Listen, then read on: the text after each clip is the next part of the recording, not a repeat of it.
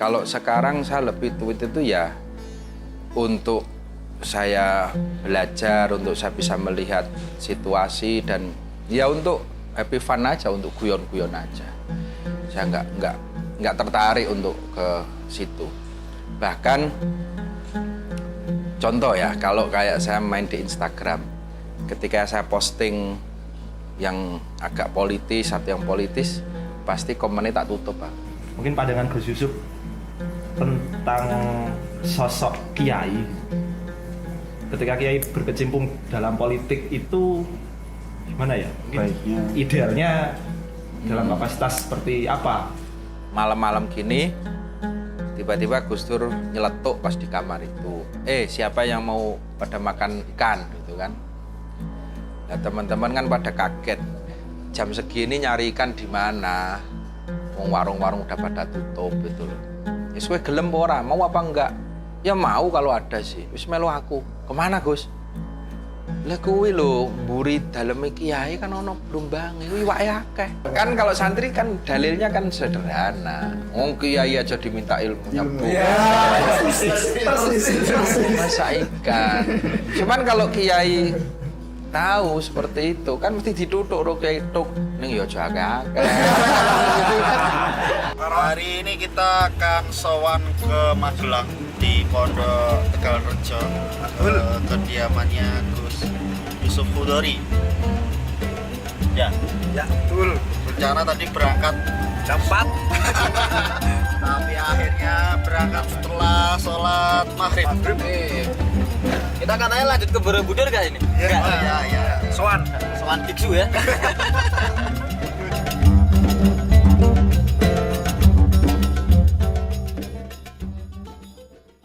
Assalamualaikum warahmatullahi wabarakatuh. Kembali lagi di program Sowan Kiai, kolaborasi antara Mojo.co dengan Gus Durian Jogja. Kali ini kita telah berhasil sowan di kediaman Kiai Muhammad Yusuf Hudori di Magelang, wilayah kekuasaan Mas Agus. Berhasil kayak menciduk. Berhasil menciduk. Sedikit tentang Gus Yusuf. Gus Yusuf ini adalah salah satu pengasuh di Pondok Pesantren Asrama Perguruan Islam Tegalrejo di Magelang. Pondok yang cukup tua dan dulu juga menjadi alma mater dari Gus Dur juga. Nah, ini yang pertama, melihat Gus Yusuf ini kan usianya masih muda dan sementara mungkin warisan pesantrennya itu sudah pesantren yang tua di Magelang. Gus Yusuf mulai terlibat di pesantren di Tegalrejo ini mulai usia berapa? Ya, saya ketika sepulang dari Lirboyo tahun 94, terus saya sempat di Purwokerto itu 2 tahun, Kebumen setahun, berarti saya 97 itu usia 25 lah, 24-25. Saya mulai membantu dan sampai hari ini pun saya juga masih membantu. Karena pengasuh sesungguhnya adalah kakak saya yang tertua, Kiai Mudrik Hudori sama Kiai Hanif Hudori. Saya hanya ikut membantu nguri-uri pesantren itu aja. Berarti awalnya dimulai dari ngajar kitab ke santri-santri. Iya, sampai hari ini juga masih ngajar kitab orang awalnya. Awalnya dulu. Itu usia itu langsung jadi dewan pengasuh, Gus? Enggak, sampai hari ini pun saya sebenarnya juga belum pengasuh dan hanya pembantu gitu loh. Pengasuhnya sekali lagi itu kakak saya yang tertua. Jadi lebih tepatnya di sini ini kan ini. Kalau dulu zaman almarhum bapak saya Kiai Hudori itu semua dipegang oleh bapak. Nah, begitu bapak meninggal, ini kan terus kemampuannya jelas jauh kan dari sisi apapun, maka terus berbagi dan juga persoalan hari ini juga semakin kompleks. Artinya bahwa kiai itu kan tidak hanya ngurusi santri yang ada di dalam pondok, tetapi juga santri-santri di luar pesantren juga banyak. Dan juga mau tidak mau juga ikut ngemong masyarakat itu. Lah di Tegarrejo ini juga ada semacam pembagian tidak tertulis lah. Ada pembagian job itu loh. Jadi kakak saya, Kiai Mudrik, Kiai Hanif itu memang yang bahasa Jawanya itu ngengkremi. Jadi salah satu syarat berhasil pesantren itu untuk pendidikan karakter itu memang harus diengkremi 24 jam. Jadi tidak bisa pesantren kok disambi-sambi gitu loh. Jadi kakak saya yang 2 orang itu ya hanya di dalam pondok. Siap untuk tidak terkenal lah. Gitu. Ya. Jadi tiap pagi ya dari mulai subuh ngajar sampai malam. Terus ada lagi kakak saya yang satu lagi namanya Kiai Haidar itu sekarang yang ngurusi fasilitas pembangunan. Ada lagi satu lagi kakak saya namanya Kiai Nurmahin itu istilahnya kalau nang negara itu kapolrinya lah.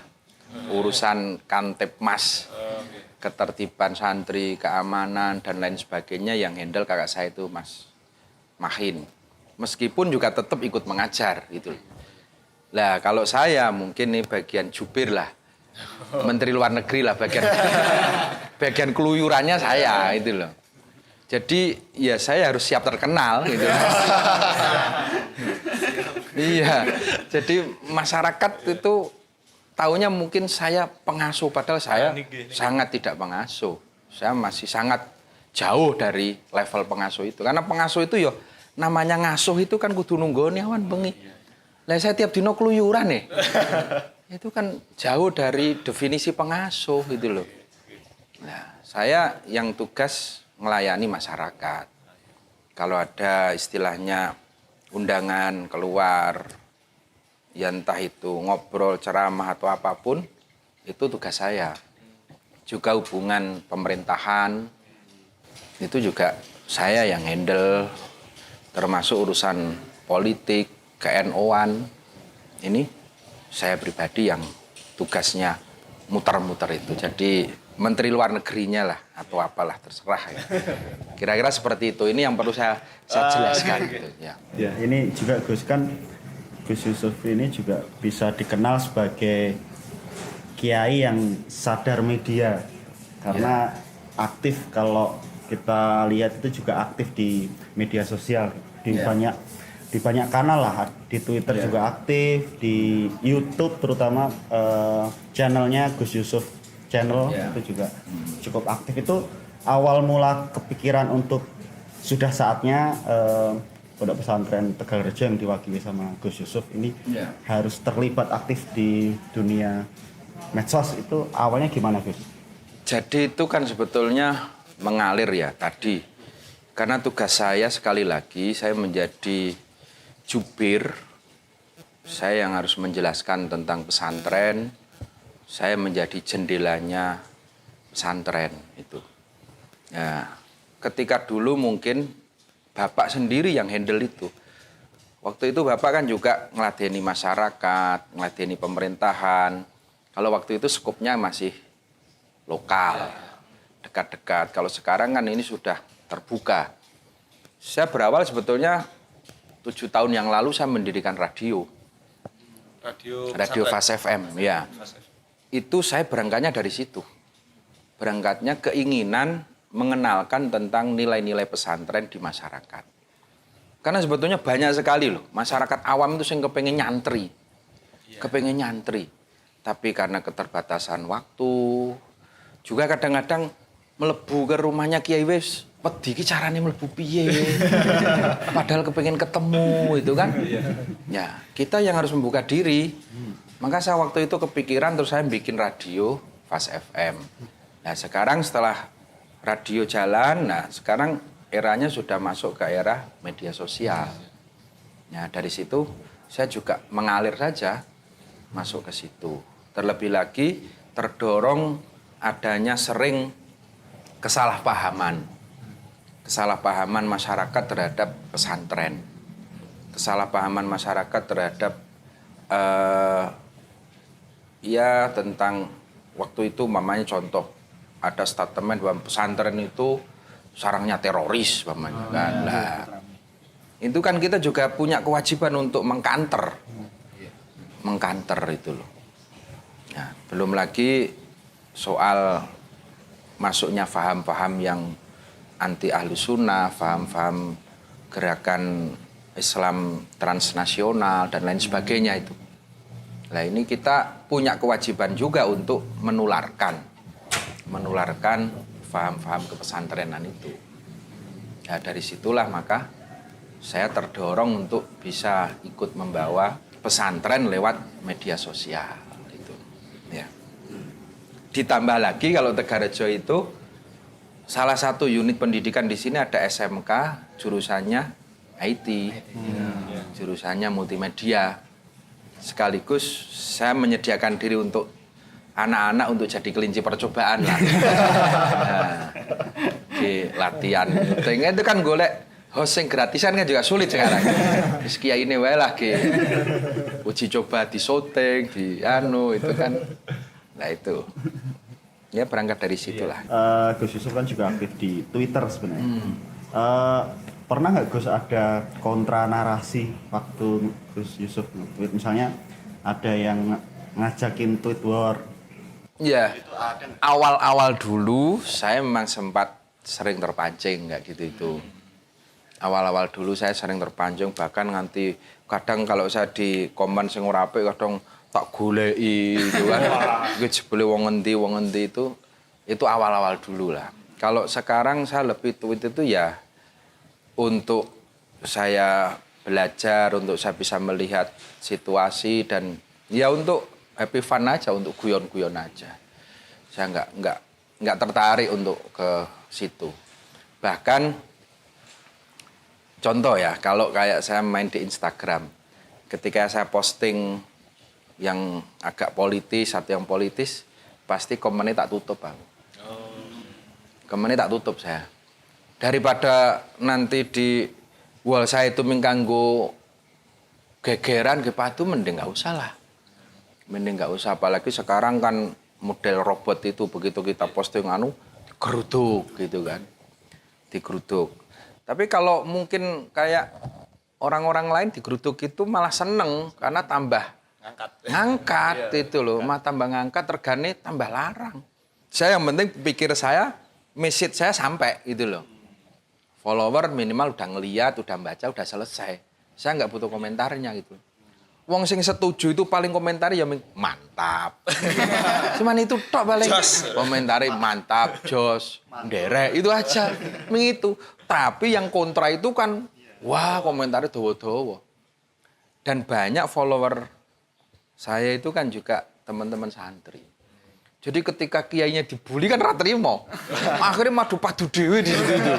Padahal saya itu ya orang mau coblas aku komen-komen atau tak waca, tapi mereka malah geger dhewe. Lah menghindari hal itu kan mending kalau kayak Instagram kan bisa kita tutup komennya.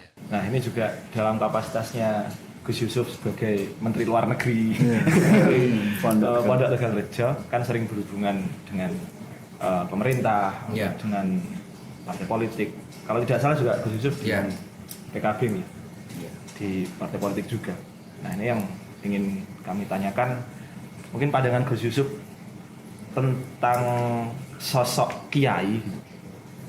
Ketika kiai berkecimpung dalam politik itu gimana ya? Baiknya. Idealnya dalam kapasitas seperti apa? Ya saya salah satu yang menginspirasi politik kan Gus Dur ya. Ya kita melihat politik itu sekarang menjadi salah satu alat perjuangan. Alat perjuangan, kalau dulu orang berjuang itu mungkin bawa bambu runcing, mungkin harus membawa senjata. Nah, jihad hari ini ya, jihad politik itu. Kalau posisi saya di politik ya panggilan karena kita punya NKRI, kita punya Ahlus Sunnah, yang itu harus kita pick up, harus ada kekuatan politik. Tanpa ada kekuatan politik hari ini, kebenaran yang sering orang bilang itu kan, kebenaran suatu keranjang pun kalau tidak ada kekuatan akan menjadi sia-sia. Tapi bagi saya pribadi, saya sadar posisi. Artinya bahwa tugas utama saya tetap, saya punya tanggung jawab untuk ngancani santri-santri. Jadi saya berpolitik hanya sebatas ikut mensupport, membantu. Sejak awal saya di PKB mulai dari PAC, DPC sampai hari ini saya diamanai di wilayah. Saya alhamdulillah belum pernah nyalek. Dan juga saya juga tidak tertarik. Saya dulu di Pekso-Pekso Agus nyalon bupati, saya juga nggak nyalon bupati gitu. Ya alhamdulillah kemarin juga Pilgub saya juga nggak ikut nyalon juga. Meskipun juga diajak-ajak. Karena posisi saya memang bukan di situ. Posisi saya nggak tahu kalau mungkin 10 tahun lagi, tapi sampai hari ini saya masih konsis di situ bahwa saya hanya mengantar teman-teman itu.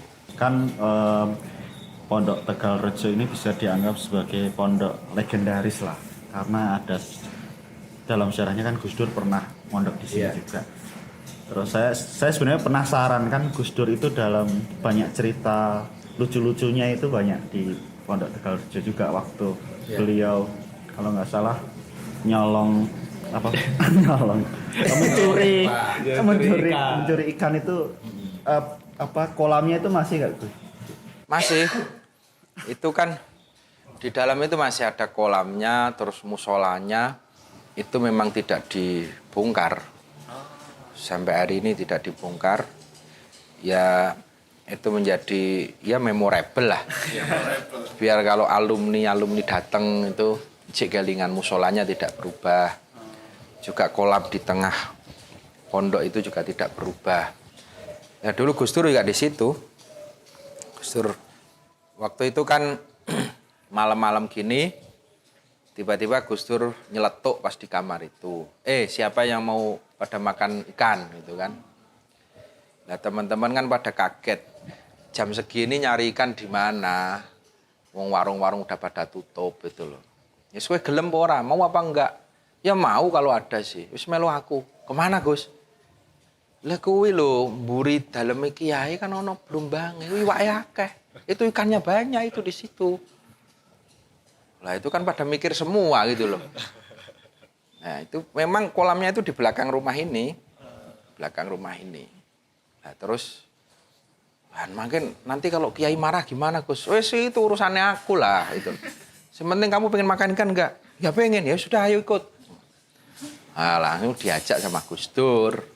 Mungkin sekitar 4-5 orang. Bawa ember, terus pada nyebur, nangkepin ikan itu, ngambilin ikan. Nah di tengah-tengah pas ngambil itu, jam-jam 12 gini kan, di sini kan ada rutin mujahadah. Itu ayah saya yang imami. Ya, jam 12 ayah pasti turun dari rumah ke musola. Pasti lewat di atasnya kolam ikan itu. Zaman dulu itu kan kiai itu pakai sendal bakyak itu. Jadi begitu kiai keluar dari pintu itu udah kedengar klotak, klotak, klotak. Wah itu yang di dalam anak-anak itu pada gemetar semua. Ini OTT ini. Nah ini kan nggak pada gemetar semua. Terus Gus Dur nanya, kenapa kok berhenti? Gus itu loh, kiai udah lewat itu loh. Terus Gus, oh iya ya, ini gimana? Udahlah, sekarang kamu lari semua lah, lari. Nanti aku yang ngadepi.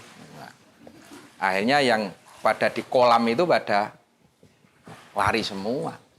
Kuryuk rame gitu kan. Lah ayah saya kan penasaran. Akhirnya terus turun ke kolam itu. Ono apa itu? Ada apa itu di bawah? Gus Dur jawab, saya Kiai Abdurrahman Kiai. Nah terus saya bilang, loh sampean toh Gus itu loh. Ada apa toh Gus? Itu Kiai tadi ada anak-anak pada nyurikan Kiai. Sekarang udah pada lari semua Kiai. Nah terus saya kan lihat ada ember. Di situ udah banyak ikan.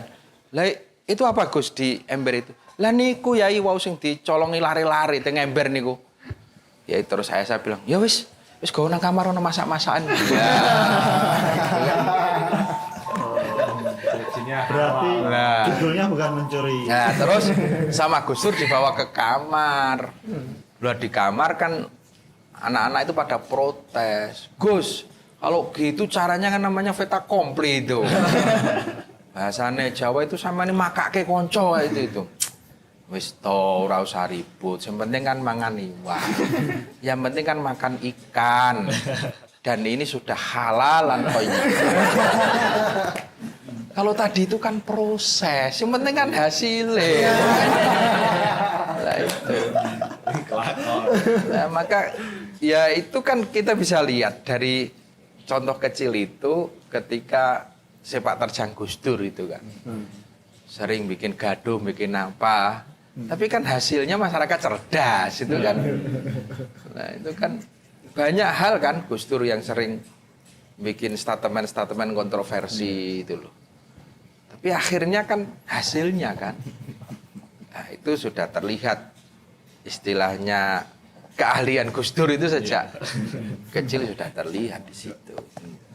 Kalau kemarin itu Gus Irwanto cerita dulu pas mondok di sini pernah nyolong roti sama susu. Dan Gus Irwanto terkesuksesan di sini udah pernah nyolong di sini.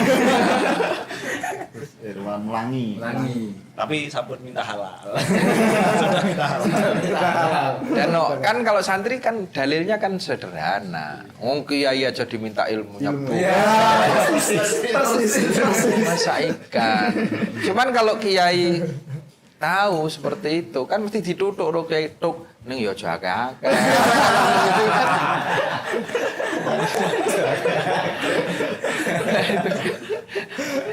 Itu malah. Yo nyolong no jaga itu kan. Kan seperti itu. Masuk ke pertanyaan terakhir ya. Ini soal tradisi mungkin ya. Tradisi yang ada di pesantren ini. Ketika khataman itu kan cukup unik mungkin ya dibilang dari pesantren yang lain. Ngundang NDX, Dewa, Jamrut. Iya. Dewa. Ini apa? Pasukan ya. Ini awal mulanya itu kenapa seperti itu, Gus? Ya itu kan ada benang merahnya juga dengan ceritanya Gus Dur kan. Gus Dur yang sering Gus Dur ceritakan dan berulang-ulang. Saya itu nek ndereke Gus Dur dulu waktu almarhum masih Sugeng, saya beberapa kali ndereke di beberapa forum, itu cerita itu diulang terus. Atau saya tuh juga sematiran opo Gus Dur ki mergo le aku nang kono. Kadang-kadang ya kalau pas jagongan dulu waktu di PBNU di apa Gus Dur cerita lagi. Itu saya baru nyadar sekarang. Oh ternyata Gus Dur itu memang ya ngiling ke saya gitu. Jadi Gus Dur sering menceritakan tentang Tegarjo. Soal gamelan dan masjid. Itu yang sering Gus Dur ulang-ulang. Jadi ketika Gus Dur di sini pernah suatu ketika Gus Dur itu diajak ayah saya untuk ya itu salah satu kiai biasanya ngajari santri kan seperti itu. Diajak nemoni tamu gitu. Waktu itu ada tamu dari dusun Tepus. Kalau dari sini sekitar ya 7 kilo lah. Serombongan masyarakat datang ke situ melaporkan ke Kiai. Kiai, di kampung saya itu sedang ada masalah ini. Masalah nopo? Jadi ada bondo desa, kas desa, yang sedang dibikin rebutan. Satu kelompok itu ngotot kas desa ini untuk membangun masjid. Untuk rehab masjid. Tapi satu kelompok lagi penggiat kesenian ngotot untuk beli gamelan. Wah, yang dari rombongan masjid itu kan dengan gagah berani, optimis kan mesti kiai mesti belani aku. Gitu kan? Itu. Nah, Gus Dur kecil waktu itu dampingi. Ya, ternyata setelah semua disampaikan, Kiai Hudori dengan tegas menyampaikan, "Pun sudah, sekarang buat beli gamelan aja dulu lah. Buat beli gamelan." Wah, sing rombongan kesenian kan seneng banget. Wah, wis mantep. menang tanpa menunggu real count langsung sujud syukur itu kan. Wah itu langsung pulang. Tapi sing rombongan masjid kan urung terima, masih nunggu di situ. Gimana Kiai? Kon jenengan malah ngewangi. Wong-wong niko lah, jelas. Terus jawaban Kiai Khudori kan menyampaikan, ngeten sing penting desane sampean niku tentrem. Yang penting masyarakatnya rukun. Itu dulu yang pertama. Itu dulu yang pertama. Nanti kalau masyarakatnya rukun, tentrem desanya, masjid itu arep jedul karepe dhewe akan tumbuh dengan sendirinya. Apa gunanya sampean bangun masjid besar tetapi masyarakatnya bubrah, masyarakatnya congkrah itu loh. Jadi pemahamannya, kalau pemahaman saya kan Islam itu kan nilai-nilai. Islam datang itu membawa pesan perdamaian, membawa pesan ketentraman. Apalah gunanya kita memunculkan simbol-simbol keislaman tapi ternyata justru menimbulkan kegaduhan, pecah belah. Wis to, engko masjidnya jedul karepe dhewe kalau bapak saya bilang gitu. Masjidnya engko tumbuh sendiri. Akhirnya betul. Setelah masyarakat kesenian itu dituruti oleh Tuku Gamelan, selang beberapa waktu kemudian diajak urunan, ayo bangun masjid bareng-bareng. Akhirnya masjidnya tumbuh. Itu hari ini masih ada masjidnya. Tepuh. Ya artinya bahwa ya dari situ itu ada benang merah dengan kesenian. Nah akhirnya terus masyarakat kesenian di sekitar Magelang ini kan terus dengar. Akhirnya setiap khataman mereka datang. Kiai kula badhe nderek nyumbang. Nah itu dari mulai jantilan, mulai kubro siswa, mulai wayangan itu datang ke sini untuk ikut mangayu bagyo, nyumbang itu. Nyumbang itu. Nah, itu yang terus sampai sekarang kita uri-uri lah. Khususnya dulu kakak saya yang nomor 2, Mas Moh itu yang telaten ngopeni rombongan-rombongan kesenian itu. Telaten ngopeni rombongan. Lah, terus seiring perjalanan kan yo ono sing seneng jantilan, yo ono sing seneng ben-benan. Ya akhirnya kita ngundang grup-grup band itu kan. Itu sebenarnya nganunya juga nyenengke santri dalam rangka khataman itu. Pesta santri. Tapi juga hikmahnya banyak. Hikmahnya banyak. Bapaknya datang ke sini untuk perform, tampil, ketopraan, wayangan. Tapi tidak lama kemudian datang lagi nggawa anaknya mondok. Ya, jadi ono anak tukang jantil, anak dalang, anak ketoprak itu banyak juga yang akhirnya nyantri di situ. Itu salah satunya itu. Maka sampai hari ini kita masih tetap kita lestarikan lah. Meskipun kita sadar itu juga ya ono wong sing seneng, ono sing ora ya wajar. Silahkan lah arep komen apapun. Penting kita jalan gitu. Kolom komennya ditutup. nanti malah jadi ribut soalnya. Iya, jadi kita tetap seminggu full itu wayangan, ketopraan. Ya. Kalau di sini rangkaian khataman seminggu full. Ya. Jadi kalau nggak dapat tiket sondrinalin ya kan bisa kesini. Sinkrones nggak dapat tiket. Nontonnya kobra. Disko gedrik.